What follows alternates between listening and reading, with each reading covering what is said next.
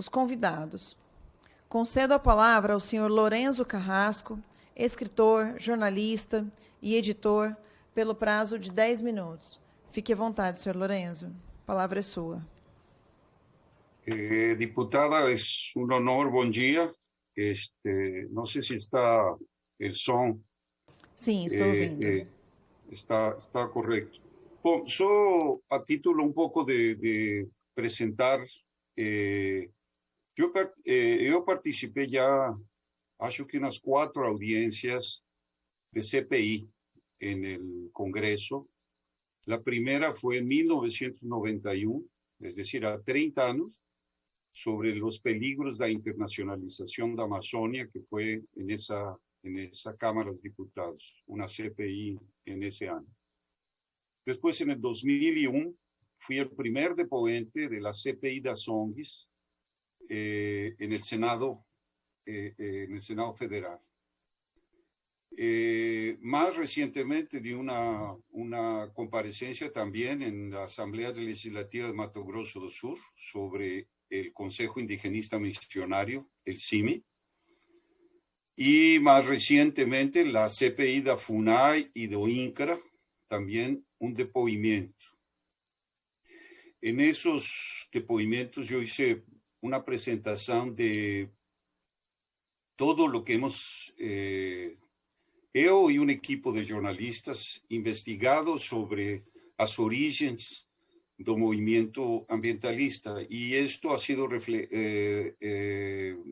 mostrado en varias publicaciones, entre ellas Mafia Verde, ambientalismo a servicio del gobierno mundial, quién manipula los pueblos indígenas contra el desenvolvimiento de Brasil, CIMI, filho da mentira, que es mi depoimiento en la Asamblea Legislativa de Mato Grosso do Sur, y una innumerable cantidad de artículos, etc.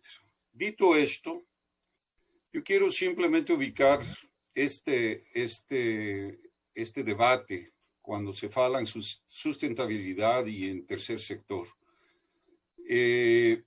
Estos términos vinieron salieron a luz a partir de la década de los 1980. Antes no se hablaba en tercer sector ni en sustentabilidad. Eso fue parte de un cambio en el lenguaje, ¿no? Como hoy se habla, por ejemplo, de pueblos originales, ¿no? Pues no eran, hasta la década de los 90, no había pueblos originales, había pueblos indígenas o pueblos autóctonos, había una denominación. Esto es importante porque va moldando, ¿no? Podemos decir, la terminología va mudando para acomodar a intereses, podemos decir, a otros intereses. Yo creo en la representación de lo que quiere decir tercer sector. Creo en la subsidiariedad, es decir, que la sociedad puede dar, y eso está muy establecido en la doctrina da Iglesia, ¿no? La doctrina social da Iglesia, en la encíclica 40º Ano, en que habla precisamente de ese término de que la sociedad precisa ser representada legítimamente, ¿no?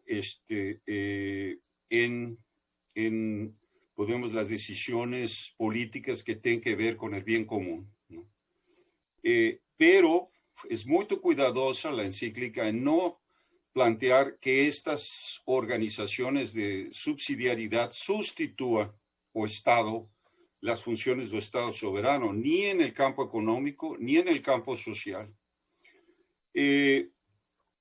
Lo que acontece en la década de los 80, cuando la crisis económica se agudiza, es que se establece lo que se va a llamar el nuevo orden mundial, especialmente a partir de la queda del muro de Berlín, y va a ser, podemos decir,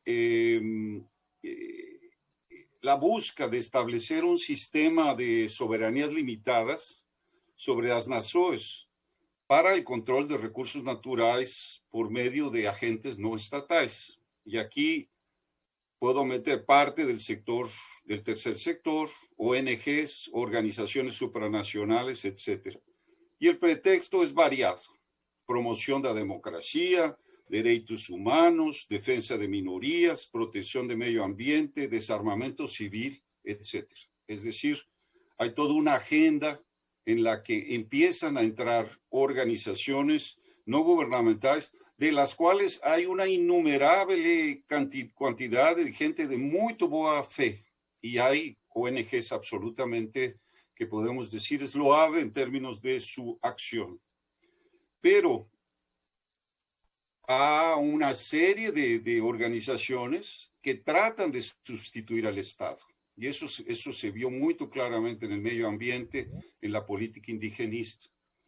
El presidente Fernando Henrique Cardoso llegó a plantear que las ONGs en realidad eran organizaciones neogubernamentales. Y eso es una aberración. Es decir, el tercer sector no puede ser sustituto de las acciones que caben al Estado por su propia naturaleza. En todo el continente, en Iberoamérica, ¿no? se hizo campañas muy fuertes contra la neutralización de las Fuerzas Armadas como factores institucionales de construcción nacional, y se atacó todo principio de autoridad. Yo me lembro que cuando se formó Viva Río, en Río de Janeiro, en el centro de convenciones, ¿no? Se lanzó la idea del tercer sector, era en los 95, 97, no lembro. ¿Quién estaba presente como autoridad mayor para promover esta idea? Era David Rockefeller, el presidente, ahora fallecido recientemente, de la familia Rockefeller, David Rockefeller, que fue Chase Manhattan Bank, etc. Entonces, no era realmente tercer sector con muy buenas intenciones. Entonces, el problema es que se crea una cantidad de organizaciones financiadas abundantemente por agencias de desenvolvimiento de los gobiernos de la OECD. No estoy hablando de Alemania, Holanda, Inglaterra, los Estados Unidos, Canadá, Francia, es decir, Noruega, etcétera, etcétera. Entonces no es muy legítimo, son sectores que actúan con una agenda dictada por gobiernos extranjeros. Y ese es el grande problema, es lo que siempre he enfatizado en mis depoimientos. No hay una intención clara en todas ellas. Luego, esto está vinculado en esa década al desmantelamiento del Estado. Entonces, por ejemplo, desmantelamiento de las grandes empresas estatales. Eso estaba establecido en ese nuevo orden mundial. Entonces, aliás, yo veo con mucha tristeza que esa agenda neoliberal esté en marcha. Es decir, se está desmanchando la estructura del Estado, se está debilitando el Estado. Este tema de querer privatizar Electrobras y Petrobras, etc. Eso está básicamente desde la reorganización del nuevo orden mundial. Y claro, promover el rentismo globalizado, ¿no? Nós sabemos que en el orçamento de la República, 80%, es decir, de ese orçamento está todo carimbado,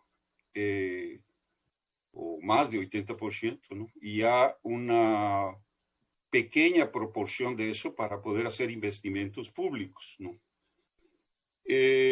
Y un régimen que nos calificamos como apartheid tecnológico, obstaculizando el dominio de tecnologías avanzadas de uso dual, especialmente nuclear y aeroespacial. En esto es importante destacar que, por ejemplo, Greenpeace, que era una de las grandes organizaciones financiada abundantemente del exterior, movió una campaña intensa contra la energía nuclear. Y esto es importante porque hay que lembrar que el presidente Ernesto Geisel tenía un plan de 8 plantas nucleares, lo cual en un planeamiento del Estado era absolutamente correcto.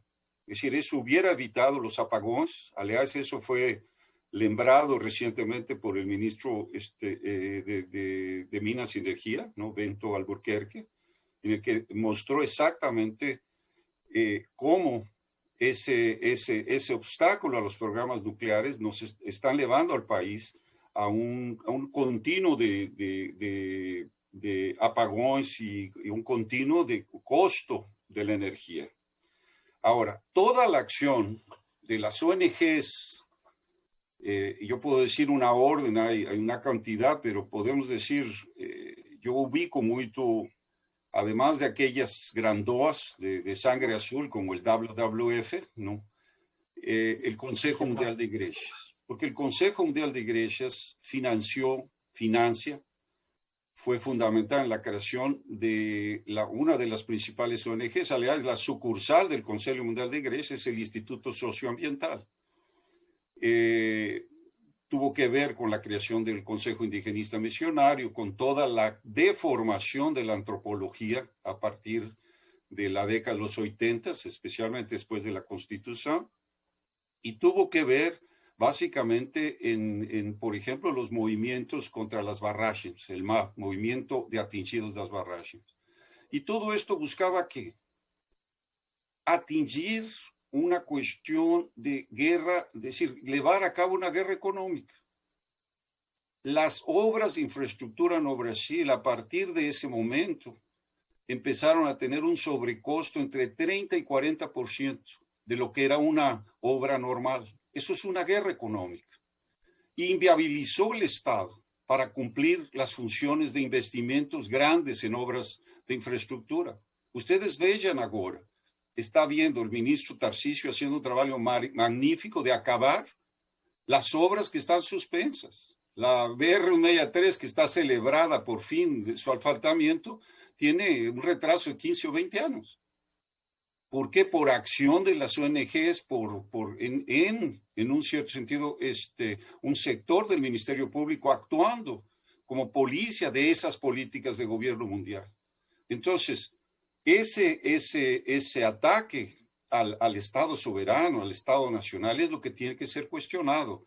Ya se faló en la CPI de FUNAI y del INCRA de levantar los sigilos bancarios de 3 o 4 ONGs que son cruciales para demostrar este punto. Y ahí se han cancelado, se ha bloqueado eso. Y finalmente, yo quería decir, parte de esas organizaciones, podemos ir del llamado tercer sector, promueven, ¿no?, la agenda de la contracultura, la agenda del identitarismo, la liberación de drogas, banalización del sexo, ideología del género. Es decir, toda la política del señor George Soros también está entrando dentro de ese llamado tercer sector. Entonces, yo pienso que es muy importante la audiencia, ilustre diputada, porque sí es importante diferenciar. No todas las organizaciones no gubernamentales están metidas en esta estructura de gobierno mundial. Pero sí es importante saber, ¿no?, que existen intereses extranjeros a través de acciones de gobiernos, ¿no?, de agencias de desenvolvimiento que están interesadas en fragmentar el Estado brasileño. Desafortunadamente, la alerta que hizo el general Vilas Boas 3, 4 años atrás, el país continúa a la deriva en una forma muy delicada y peligrosa, dado la condición que vemos en los vecinos de Colombia, Perú y Chile. Entonces, esto yo lo dejo aquí inicialmente y si hay cuestionamientos estoy a sus órdenes. Agradezco nuevamente esa oportunidad de nuevamente presentar esto, pero, repito, está todo documentado en las CPIs del CIMI, en las CPIs de la FUNAI y en la CPI de Asonquis. No estoy, es decir, es poco lo que se puede agregar en lo que ha sido documentado por 20 anos. Muito obrigado. Senhor Lorenzo, uma pergunta. O senhor disse que 80% das verbas são carimbadas, que vêm de fora do Brasil para o Brasil, né?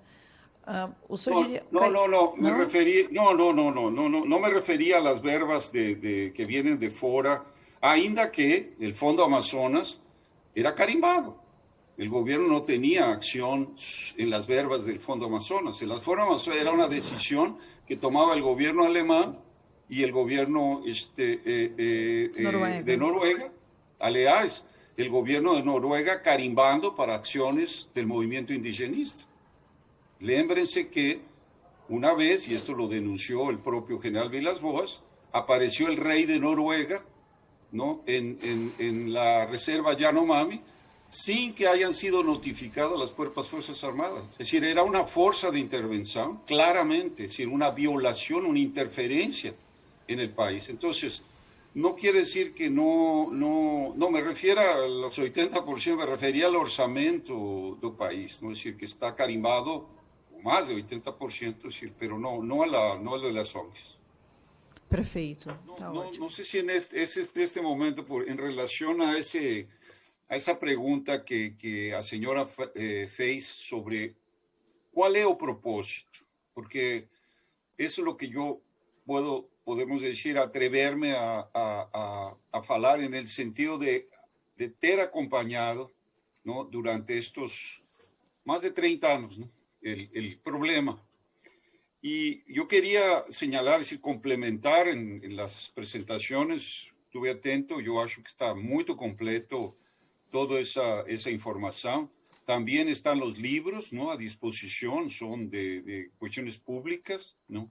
Pero quiero destacar una cosa que es importante, que es el papel o el rol del Consejo Mundial de Iglesias, porque es el que da la secuencia del ataque que sufre la soberanía y el desenvolvimiento de Brasil.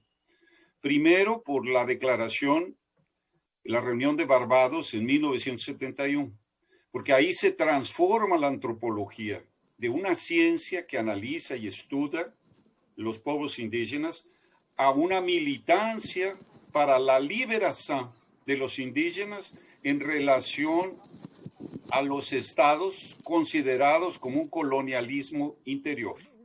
Entonces, primero se crea un ejército de antropólogos, una visión de antropología que pasa de ser una ciencia a una militancia. Y los antropólogos que van a ser gerados en esa nueva óptica van a ser organizados en el Instituto Socioambiental, en el CTI, ¿no?, el Centro de Trabajo Indígena, y otras instituciones. Primero. Segunda fase, los 500 años de genocidio. Ni la parte hispana pudo celebrar los 500 años del descubrimiento y la evangelización, ni Brasil pudo festejar los 500 años del descubrimiento de Brasil en el año 2000. Entonces, ¿qué es lo que se genera ahí? Que en realidad el proceso de mestizaje, el proceso evangelizador ibérico, en realidad fue una invasión a territorios de pueblos originarios. Y ahí se genera, básicamente, toda una narrativa de que los países, los estados, invadieron pueblos originarios. Hasta ese momento, nunca se habló de pueblos originarios. Eso fue una creación, básicamente, de esa operación en la cual estuvo el Consejo Mundial de Iglesias. Tercera fase, el momento actual. Hay que derogar la doctrina del descubrimiento. Es decir, las leyes que le dieron derecho a Portugal y España, el derecho a conquista, y que fue la base de la creación de los estados soberanos, de Brasil, de México, de Argentina, de Colombia, etc., está en cuestionamiento, que es lo que llaman ahora los desconstructivistas franceses las revoluciones moleculares disipadas. Eso es lo que tenemos en el continente.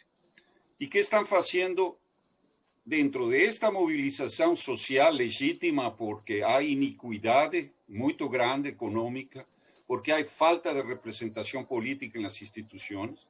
Más de 80% de la población de Iberoamérica no acredita en instituciones políticas ni acredita en la justicia, en los tribunales, ni en las Supremas Cortes. No. Yo creo que en Brasil es hasta más el descrédito. Entonces, esta manera en que se está planteando, entonces explica la derrumbada de las estatuas de Colón o de los conquistadores o los evangelizadores o la quema de iglesias. Entonces vean lo que pasó en Chile. Queman, hay una manifestación social legítima, casi la 80% de la población se manifiesta y ahí intervienen grupos, ya sea de la agenda identitaria, ya sea de los grupos mapuches, reclamando independencia de territorios. Mapuches que están en la frontera de Chile y Argentina. Es decir, hay una demanda transfronteriza. En Colombia, los grupos indígenas del Cauca también reclaman eso mismo. Yo quiero incluso mostrar rápidamente aquí un vídeo para dar este sentido. No sé si puedo compartir aquí eso se ve ahí. Agora sim, agora sim. Vean este vídeo con esta cuestión que estoy mencionando de atacar la doctrina del descubrimiento, es decir, las bulas papás que dieron derecho de contenido. Vean lo que está planteándose aquí.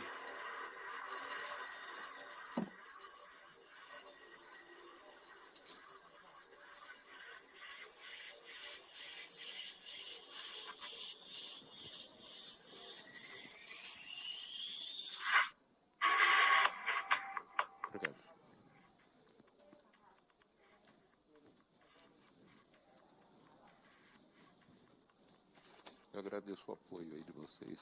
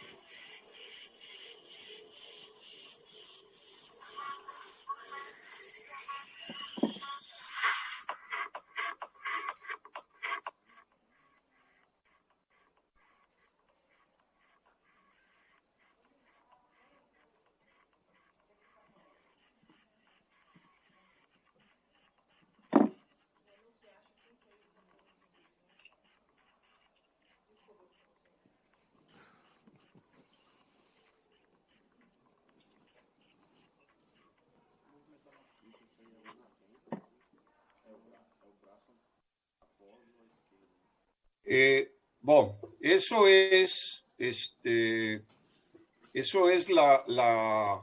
podemos ir a dónde va toda esta situación. Es decir, ainda no se expresa de esa manera, pero ustedes vean que es la negación del Estado, es la cuestión contra los estados. No es un asunto, claro, está en este momento focado sobre la acción del presidente Bolsonaro en relación al medio ambiente y en relación a los pueblos indígenas, etcétera, más es genérico. Esto es la creación de una guerra cultural que está en esa cuestión de abolir la doctrina del descubrimiento. Eso, un juez, Clovis Ramalete, un juez que fue del Supremo Tribunal y fue también del juez de La Haya, él le denunció precisamente eso cuando él leyó la ley, los artículos sobre los indígenas en la constituyente. Él alertó de esto. Es decir, esto puede propiciar un radicalismo contra el Estado Nacional. Es decir, la idea de pueblo original ya es una idea de dividir entre los originarios y los intrusos. y vean los términos: desinstrucción de un área. Es decir, los brasileños son intrusos en Roraima, son intrusos en Suyamisú, en la Simanisú, o son intrusos en Santa Catarina, o son intrusos en Río Grande do Sul. Si el concepto de que hay originales y que hay pueblos y hay naciones, ustedes vean, es una oposición de 520 años. Eso es lo que están planteando. Esto está en Colombia, esto está en Chile, esto está en Perú, y se propagandiza en todo el continente. Esto es lo peligroso. Y esto fue creado por el Consejo Mundial de Iglesias. Déjenme aquí mostrar nada más una cosa más aquí. Voy a compartir aquí voy a compartir aquí mi tela. Espero que ahora sí. Entonces, el Consejo Mundial de Iglesias, que ahí que estoy diciendo, el indigenismo, ambientalismo es una geopolítica transvertida de derechos humanos contra el Estado Nacional soberano en busca del control de enormes recursos naturales del país, la frontera mineral agrícola. Esto es más o menos una orden de batallas, y lo que es el doctor Fernando faló mucho de la cuestión de la Casa de Windsor, la nobleza europea. Yo quiero nomás presentar aquí lo que el Consejo Mundial de Iglesias apoya: el CTI, el CIMI, ISA, Survival International, el Movimiento Sin Tierra, los Atingidos de las Barragens, International River Networks y el CPT. Y es quien financió y creó la campaña del desarmamento civil y, en general, las campañas contra las Fuerzas Armadas, contra las policías, etc. Ahora, yo pienso que en el sentido, es decir, de qué hacer frente a esto, porque yo veo esto como una amenaza a la integridad territorial del país. Esto, en este momento hay un impasse, pero estamos caminando a un choque institucional. Ontem, la jornalista Eliane Cantañera decía que puede ser un choque sangriento, mas se está aproximando un choque muy serio, en el cual hay estos componentes, podemos ir a estos componentes en este conflicto. Cuando el presidente Bolsonaro faló en la 74ª Asamblea General de la ONU, el año retrasado, septiembre del año retrasado, yo pensé inmediatamente, es decir, el rechazo a la política de Brasil, la gente que está promoviendo esa limitación de soberanía, son los gobiernos europeos de la Europa Occidental, no los gobiernos europeos es decir, orientales, los Estados Unidos, Canadá y todo el mundo angloparlante, Inglaterra, etc. Entonces yo pensé inmediatamente que el libro Nosso, Mafia Verde, tendría que estar disponible en ese momento en inglés para poder llegar exactamente a las delegaciones de la ONU que recibieron optimísticamente el discurso del presidente Bolsonaro. Porque esa mafia ambientalista atacó a África primero que a Brasil y ha atacado a Asia, naciones que también son tropicales o subtropicales, me refiero a Malasia, Indonesia, Filipinas, etcétera, que son los países que Brasil tiene que aliarse. Es decir, Brasil tiene que responder a estas amenazas, incluyendo esta injerencia clara de la Embajada Americana en la acción contra Ricardo Salles, el ministro de Medio Ambiente. Tiene que basarse geopolíticamente en los BRICS y tiene que basarse en lo que yo llamo Bandung 2. Bandung, ¿qué fue? En una reunión en 55 en Indonesia, estaba el presidente Sukarno, estaba el presidente de Egipto Nasser, estaba Nehru de la India, y había 20 o 25 países de Asia y África, para protestar contra el colonialismo europeo y contra esa Guerra Fría porque ellos no querían asociarse ni a los Estados Unidos ni a la Unión Soviética. Entonces ellos ficaban al margen de eso. De eso fue a provocar a creación en 1961, en la reunión de Belgrado, del movimiento no alineado. Para mí el país necesita caminar hacia un Bandung, es decir, juntar los países que sufren las agresiones de ese nuevo colonialismo verde para poder responder. Vean ustedes que el discurso del presidente Bolsonaro en el Foro Económico de San Petersburgo provocó inmediatamente un apaciguamiento de la presión americana, porque los Estados Unidos no están ofreciendo nada al país, están parte de la presión. Entonces, ese discurso, que fue muy importante, yo les pido que vean el discurso del presidente Bolsonaro en la reunión del Foro Económico de San Petersburgo, creó pánico en la diplomacia americana. Y yo estoy seguro que van a bajar las presiones porque Brasil es un país continental, es miembro de los BRICS y tiene capacidad geopolítica para responder al nivel. Yo estaba diciendo algunos días atrás, el fantasma, hay un fantasma que recorre Washington, es el fantasma del general Ernesto Geisel, porque lo que puede ocurrir es una ruptura exactamente de los acuerdos y un alineamiento a donde están los intereses, donde pueden ser defendidos los intereses del país. En función de eso, yo tomé la decisión de publicar el libro Mafia Verde, que aquí en Brasil tiene 12 ediciones, más de 25,000 ejemplares vendidos, distribuidos. Hay 3 ediciones en español y decidí ponerlo en inglés porque yo pienso que la batalla está en la diplomacia. Yo creo que la batalla está en mostrarle al mundo los absurdos de la política y de la presión colonialista, utilizando el tema del medio ambiente y utilizando el tema de los pueblos indígenas. Entonces, es decir, la batalla no es solo en el campo interno de una legislación. El poder de ese aparelho, los donos del colonialismo, yo siempre digo, los donos do cachorro no están en Brasil, están fuera. Entonces, tienes que responder fuera. Y esto es labor de una acción diplomática. Y quiero decir lo siguiente, yo acompañé el problema desde la creación de la constituyente.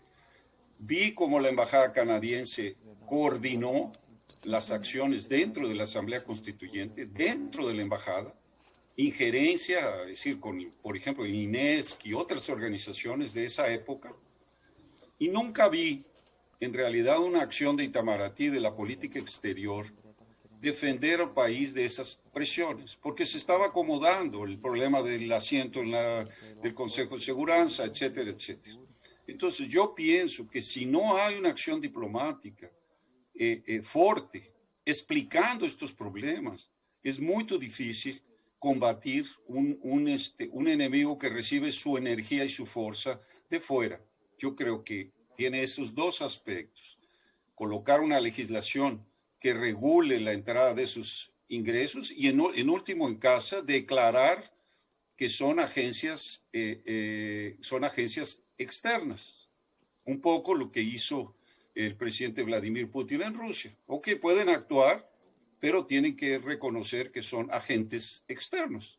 Es decir, son agentes que están recibiendo dinero para operar dentro del país contra el interés del país. Entonces, yo pienso es decir, yo quiero decir esto porque esto está vivo. Yo di una palestra hoy, el sábado pasado, a un grupo de militares retirados en Colombia, que tiene una repercusión gigantesca en Colombia, exactamente hablando del problema del Consejo Mundial de Iglesias y lo que está generando, porque está habiendo quema de iglesias, está habiendo destrucción de monumentos. Tuvieron que retirar del aeropuerto del Dorado la estatua de Cristóbal Colombo y de Isabel la Católica.